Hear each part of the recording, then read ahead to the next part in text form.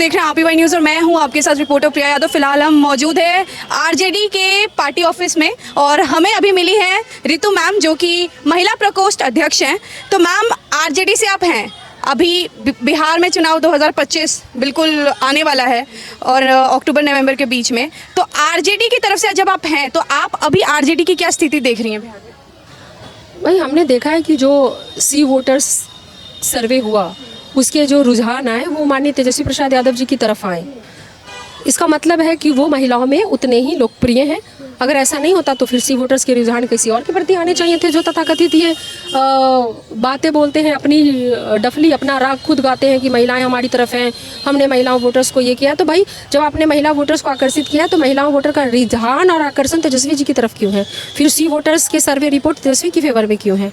महिला कितना सुरक्षित है बिहार में, क्या लगता है? नहीं, ना आप सुरक्षित हैं ना हम सुरक्षित हैं। ना 70 साल की बुजुर्ग महिला सुरक्षित है। 60 साल की एक विधवा के साथ बलात्कार हुआ, 5 साल की एक बच्ची के साथ बलात्कार हुआ। हर रोज बलात्कार की घटना घट रही है। कभी कीलों में पैरों में कील ठोक दिए जाते हैं।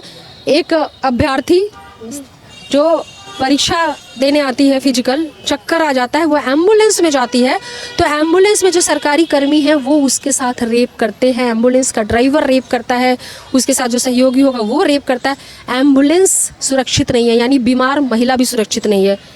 विधवा के साथ बलात्कार हुआ, बुजुर्ग सुरक्षित नहीं है। हॉस्पिटल में आईसीयू में घुस के हत्या कर दी गई, यानी अस्पताल भी सुरक्षित नहीं है। सड़कें सुरक्षित नहीं है, घर सुरक्षित नहीं है क्योंकि घरों से खींच के गोली मार दी जा रही है। सड़कों पे चलते चलते सरेराह गोली मार दी जा रही है। तो कहीं पे कोई भी सुरक्षित नहीं है और खासकर महिलाएं तो बिल्कुल नहीं। अभी एक बच्ची वहाँ की खगड़िया की, उसकी डेड बॉडी पाई गई संदिग्ध अवस्था में। मतलब हर रोज एक घटना घट रही है। ऐसा लग रहा है कि बिहार में पैदा होना बच्चियों के लिए एक गुनाह हो गया है। ना कोई उम्र की सीमा देख रहे हैं इसमें, ना कुछ देख रहे हैं, बस घटना को अंजाम दिए जा रहे हैं। ये मानसिकता, ये विकृत मानसिकता आखिर किस वजह से है? क्यों आखिर अभी के शासन में ये डर नहीं है लोगों को कि हम अपराध करेंगे तो इसकी सज़ा भी होगी? ये डर कैसे ख़त्म हुआ 20 सालों में? क्यों नहीं अपराध करने का भय अपराधियों में है? और शायद यही वजह है कि अपराधियों में अपराध करने का अगर भय नहीं होगा तो फिर वो रुकेंगे भी नहीं ना, फिर तो अपराध बढ़ता ही जाएगा ना। मैम, इस समय पे आरजेडी की सरकार होती है और ऐसा इंसिडेंट होता तो आरजेडी क्या स्टेप्स सबसे पहले उठाती? कानून सख्त होना चाहिए।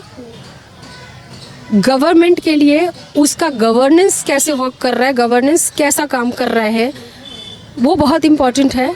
आपकी मॉनिटरिंग ये होनी चाहिए कि अगर अपराध हुआ तो कितनी जल्दी उसकी गिरफ्तारी हुई, स्पीडी ट्रायल हो और ऐसे लोगों को फांसी तक की सज़ा दी जाए, उम्र कैद की सज़ा दी जाए, ताकि दूसरों को एक सबक मिल सके कि अगर गुनाह करोगे तो बचोगे नहीं। तो ये सख्त कानून और उस पर इम्प्लीमेंट करने की आवश्यकता है। जिस तरीके से अभी जब मानसून सत्र हुआ और जिस तरीके से हमने टिप्पणियां सुनी, चाहे वो सम्राट चौधरी हो चाहे विजय सिन्हा हो जी हो, तो उन टिप्पणियों पे आपका क्या कहना है? जिस तरीके से वो आरजेडी को घेरते हैं जंगल राज के नाम से और कभी लालू जी को अपराधी कह देते हैं, तो उन पे आपका क्या कहना है? खिसियानी बिल्ली खंबा नोचे। आपके पास जब जवाब नहीं होता तो अपना सिर आप खुद खुजाते हो। आप 20 साल से सत्ता में हो तो आप ये नहीं कह सकते कि 2005 के पहले क्या था या क्या नहीं। जब 20 साल से आप सत्ता में हो तो भूत भी आप हो और वर्तमान भी आप हो। हिसाब आपसे मांगा जाएगा, हिसाब आपको देना पड़ेगा। हर रोज के अपराध, हर रोज के बलात्कार, ब्लॉक लेवल तक में व्याप्त भ्रष्टाचार, ये जवाब आपको देना पड़ेगा। आज जो बैठे उसको, आप अपनी कमज़ोरी को 20 साल पहले का जंगल राज का जिंगल गा के आप अपने गुनाहों पे पर्दा, अपने फेल्योर पे पर्दा नहीं डाल सकते हो। अगर घटनाएं आज घटी हैं तो जिम्मेवारी आज लेनी पड़ेगी। अच्छा, आज किसी बच्ची के साथ बलात्कार हुआ, वहाँ नीतीश कुमार जी जाके क्या ये कहेंगे कि अच्छा, मेरा यही सवाल कि अच्छा तुम घटना तो ये तो 2005 से पहले भी होता था इसलिए तुम तो ये तो ऐसा चलता है, ये क्या बोल सकते हैं क्या? ये कोई भी हो, सम्राट चौधरी जी हो, विजय सिन्हा जी हो, मुख्यमंत्री जी हो, ये कोई भी आज जो घटना घट रही है उसके परिवार वालों के साथ सामने जाके उनकी आंखों में आंखें डाल के ये जस्टिफिकेशन वो दे सकते हैं कि तुम्हारे साथ हुआ तो कोई बात नहीं, ये तो 2005 से पहले भी होता था। क्या वो ऐसा बोल सकते हैं? नहीं बोल पाएंगे ना। उनकी हालत कैसी है? जिस तरीके से अभी सारी चीज़ें हो रही, तो नीतीश कुमार जी गायब क्यों रहते? डरे हुए हैं, बीमार हैं। वो तो कैप्चर्ड है। कैप्चर्ड किससे? कैप्चर्ड तो किससे कैप्चर्ड है? भाजपा से कैप्चर्ड है। आप देखो कि जदयू के ऑफिस में मोदी जी घुस गए, उनकी फ़ोटो लग गई। वो लोग कहते हैं कि गठबंधन है तो जाएंगे। आज से पहले तो ऐसा कभी नहीं हुआ, आज से पहले तो कभी नहीं। क्यों अमित शाह जी आते हैं तो वो कहते हैं कि चुनाव साथ में लड़ेंगे। चेहरा कौन होगा, कह दें कि नीतीश कुमार जी चेहरा, इनके चेहरे पे ही चुनाव। अभी तक भी ये घोषणा नहीं हुई, बस यहाँ के सरकारी खजाने पे डकैती डालने के लिए आते हैं। वैसे ही बिहार गरीब प्रदेश है, वैसे ही जनता के ऊपर इतने ज़्यादा बोझ है, उस बोझ को और बढ़ाने के लिए चले आते हैं। तफरी करने के लिए चुनाव है तो चलो 2-4 जुमले बोल लो, क्या जाता है। और पैसा भी कौन हमारा जा रहा है, बिहार सरकार के खजाने से जा रहा है।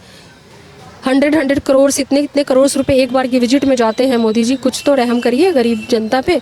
और बहुत दुखद है कि स्टार प्रचारक बनाते एक छोटे से राज्य का स्टार प्रचारक एनडीए ने मोदी जी को बना दिया, प्रधानमंत्री जी को बना दिया। भाई प्रधानमंत्री जी की गरिमा है, प्रधानमंत्री जी पूरे राष्ट्र के प्रधानमंत्री हैं। आप एक पार्टी के स्टार प्रचारक नहीं हैं। मुझे दुख होता है कि भाई भाजपा को अभी तक कोई स्टार प्रचारक नहीं मिला तो बेचारे मोदी जी को बार बार भेज देते हैं वहाँ पे चुनाव प्रचार करने के लिए। ये और कितना बुरा लगता होगा जो राष्ट्र ने उनको प्रधानमंत्री के तौर पे चुना, आज वो स्टार प्रचारक के तौर पे घूम रहे हैं, तो वो वोटर्स को भी तो बुरा लगता होगा ना। ऐसा लगता है कि बीजेपी में कोई स्ट्रॉन्ग ऐसा कैंडिडेट अभी तक नहीं है, इसीलिए मोदी जी को इतनी मेहनत करनी पड़ती है। सही बात है, मोदी जी को मेहनत करनी पड़ रही है। बेचारे के पास ना तो कोई स्टार प्रचारक का चेहरा दिख रहा है और ना ही कोई मुख्यमंत्री का चेहरा दिख रहा है, तो बड़े नपे तुले से बात करते हैं। इनके ही नेतृत्व में चुनाव लड़ा जाएगा, चेहरा पूछ लो तो चुप हो जाते हैं कि भाई नेतृत्व में लड़ा जाएगा, चेहरा कौन होगा। भाई चेहरा भी तो बता दो कि चेहरा कौन होगा। चिराग पे क्या कहना है, क्या वो भी ऐसे ही फंसे हुए हैं? मतलब बीजेपी का तो यही नहीं समझ में आता है। कभी वो कहते हैं कि बिहार में अपराध बहुत है और यहाँ पे मेरा दम घुटता है और इस तरह के मैं अपने आप को शर्मिंदगी महसूस करता हूँ कि इस तरह का अपराध बिहार में है। तो मतलब ये तो क्या ही कहा जाए, मतलब बहुत हास्यास्पद है कि आप जिस गठबंधन में हो आप उसमें रह करके खुद के ऊपर ही कीचड़ उछाल रहे हो। ये बातें शोभनीय तब देती कि आप रिज़ाइन करते, आप बोलते कि मैं गठबंधन से बाहर हो रहा हूँ। मुझे वैसे गठबंधन में दम घुटता है जिस गठबंधन के रहने से बिहार में अपराध का ये माहौल है और जिसमें मेरा दम घुट रहा है, मैं उस पार्टी को छोड़ता हूँ, मैं उस गठबंधन को तोड़ता हूँ, सॉरी उससे उसको बाहर आना चाहिए। ये बातें शोभनीय तब होती। तो आप समझ सकती हैं सब सीट बढ़ाने के जुमले हैं, कैसे प्रेशर डाला जाए अपने ही गठबंधन पे ताकि कुछ सीटें मिल जाए, बढ़ जाए, है ना, कहीं अच्छी खरीद बिक्री हो जाए तो खजाना भी बढ़ जाता है। सीटें मिलेंगी उनको ज़्यादा इस बार?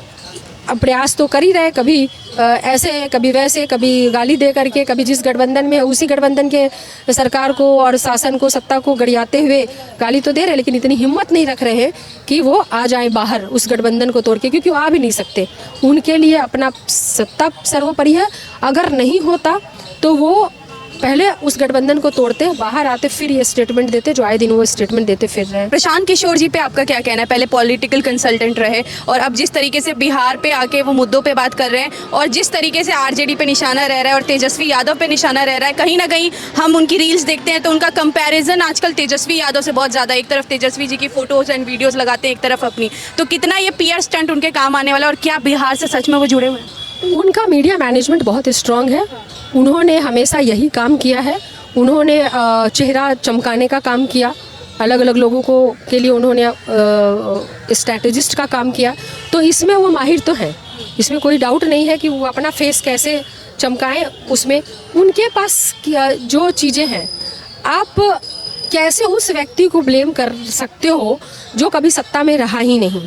आपको बात तेजस्वी जी की करनी चाहिए और अगर आप बात तेजस्वी की करोगे तो आपको सिर्फ बात 17 महीने के कार्यकाल की करनी पड़ेगी, क्योंकि सिर्फ 17 महीने के लिए तेजस्वी प्रसाद यादव जी सत्ता में आए और जब तेजस्वी प्रसाद यादव जी सिर्फ 17 महीनों के लिए सत्ता में आए, उस वक्त जो उदाहरण बना वो बिहार के 20 साल के इतिहास में स्वर्णिम काल रहा, रोजगार का। आपने जो पॉजिटिव साइड बताया, इस पॉजिटिव साइड का तो वो बात नहीं करते हैं, क्योंकि जब पॉलिटिक्स में होता है उनको नुकसान वाला नेगेटिव साइड देखना है, तो वो 2005 से पहले, 2000 से पहले जब जाता है वो क्यों बोलेंगे? लालू राज की बात वो क्यों ज्यादातर कंपैरिजन में ले आते? भाई वो डरे हुए हैं, उनको किसी तरीके से लगता है कि हम इसको गड़िया के उसको गड़िया के हम ऐसे करके वैसे करके सत्ता में आ जाए। उनको ये नहीं पता कि जब लालू जी के हाथ में सत्ता आई उस वक्त बिहार किस कंडीशन में था, क्या कंडीशन था। जब जातिगत भेदभाव की असमानता इतनी ज़्यादा होगी, जब सामाजिक असमानता इतनी ज़्यादा होगी, तो वहाँ पर पहले आपके सामने चैलेंजेज ये है कि छुआछूत, जात पात, ऊंच नीच, गरीबी अमीरी के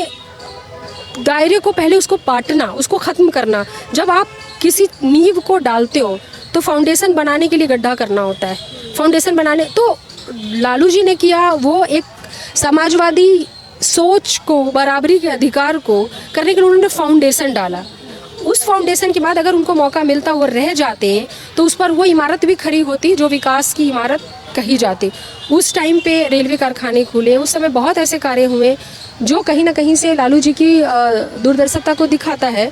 और जिस वक्त की जैसी डिमांड होती है वो प्रायोरिटी ज़्यादा होती है। उस वक्त की प्रायोरिटी थी सामाजिक असमानता को दूर करना, वो उन्होंने बेहतर किया, तभी वो सामाजिक न्याय के पुरोधा माने जाते हैं। लोग भी ओबीसी और एससी एसटी और जितने पिछड़े समाज है वो आगे हैं। बिल्कुल बिल्कुल उनका ही नतीजा है, उनके ही प्रयास। और ये है कि आ जाओ तो आप तुलना करते हो तो फिर उस चीज़ की तुलना करो भाई, जो हमने किया उसी की तुलना करोगे ना, तो तुम उस चीज़ की करो कि नहीं नहीं ये सामाजिक न्याय के पुरोधा नहीं थे, नहीं नहीं इन्होंने उसके लिए कोई काम नहीं किया, गरीबों दलितों पिछड़ों को न्याय देने आवाज़ बनने का कोई काम नहीं किया। वहाँ पर वो कहते हैं, आप सुनोगे तो वहाँ पे कहते हैं प्रशांत किशोर की नहीं, वहाँ पे लालू जी ने बहुत अच्छा काम किया। भाई लालू जी ने काम ही वही किया था, यानी सबसे पहले जो प्रायोरिटी थी वो ये थी, उसके बाद बाकी चीज़ें भी हुई, बाकी चीज़ें हुई तब जाकर के आप आकर के उस पर बकैती कर रहे हो अपनी। तो ये थी रितु जायसवाल मैम, और ये जो है महिला प्रकोष्ठ से अध्यक्ष हैं, और इन्होंने काफ़ी अच्छी तरीके से समझाया कि आरजेडी ने कैसे काम किया, प्रशांत किशोर की चीज़ जो बातें उनको जवाब दिया है, और नीतीश कुमार का जो हाल ही में सरकार चल रहा है जेडीयू का और एनडीए गठबंधन का, उस पर भी इन्होंने अच्छे से जवाब दिया। तो थैंक यू, धन्यवाद, और देखते रहे APY न्यूज़ रिपोर्टर प्रिया यादव के साथ। Thank you so much.